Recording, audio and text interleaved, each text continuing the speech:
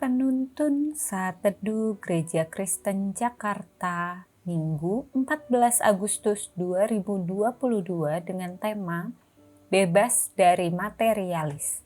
Firman Tuhan terambil dari Matius 19 ayat 16-26 berkata demikian. Ada seorang datang kepada Yesus dan berkata, "Guru, perbuatan baik apakah yang harus kuperbuat untuk memperoleh hidup yang kekal?" Jawab Yesus, "Apakah sebabnya engkau bertanya kepadaku tentang apa yang baik? Hanya satu yang baik. Tetapi jikalau engkau ingin masuk ke dalam hidup, turutilah segala perintah Allah." Kata orang itu kepadanya, "Perintah yang mana?"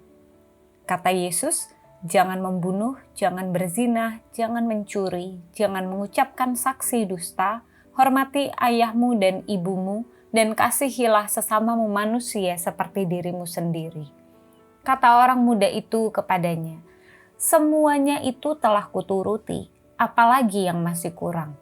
Kata Yesus kepadanya, "Jikalau engkau hendak sempurna, pergilah, jualah segala milikmu dan berikanlah itu kepada orang-orang miskin, maka engkau akan beroleh harta di surga. Kemudian datanglah kemari dan ikutlah aku." Ketika orang muda itu mendengar perkataan itu, pergilah ia dengan sedih sebab banyak hartanya. Yesus berkata kepada murid-muridnya, "Aku berkata kepadamu, sesungguhnya sukar sekali bagi seorang kaya masuk dalam kerajaan Allah." Ketika murid-murid mendengar itu, sangat gemparlah mereka dan berkata, "Jika demikian, siapakah yang dapat diselamatkan?" Yesus memandang mereka dan berkata, "Bagi manusia, hal ini tidak mungkin, tetapi bagi Allah segala sesuatu mungkin." Adakah hal yang saudara anggap sangat berharga hingga saudara begitu takut jika hal itu hilang atau diambil dari saudara? Apakah itu sebuah benda, kondisi hidup tertentu, hewan, atau seseorang? Jangan buru-buru membaca paragraf berikutnya. Beri waktu untuk mengingat apa hal berharga tersebut. Jika hari ini Tuhan meminta saudara menyerahkan hal tersebut kepadanya dan mengikut Dia, apa jawab saudara?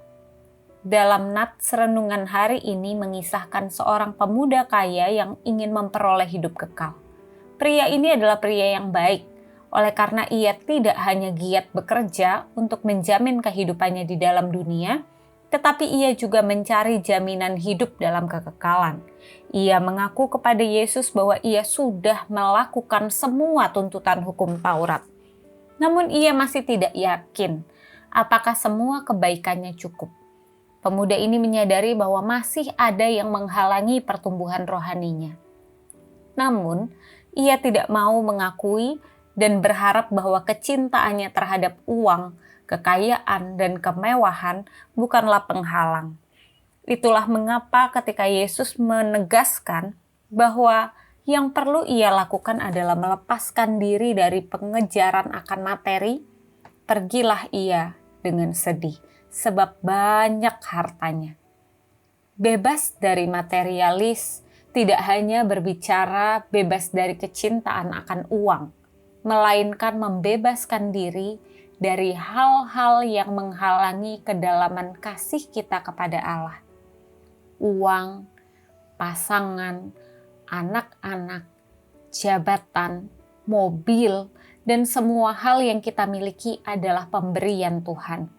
Untuk itu mari belajar melihat Tuhan sebagai Sang Pemberi yang utama dan materi di sekitar kita sebagai berkat pelengkap, bukan melakukan yang sebaliknya. Dengan demikian, iman kita bertumbuh dengan kesadaran bahwa memiliki Tuhan jauh lebih berharga daripada memiliki materi tanpa Tuhan. Siapa kita adalah pemberian Tuhan kepada kita. Menjadi apa kita adalah pemberian kita kepada Tuhan.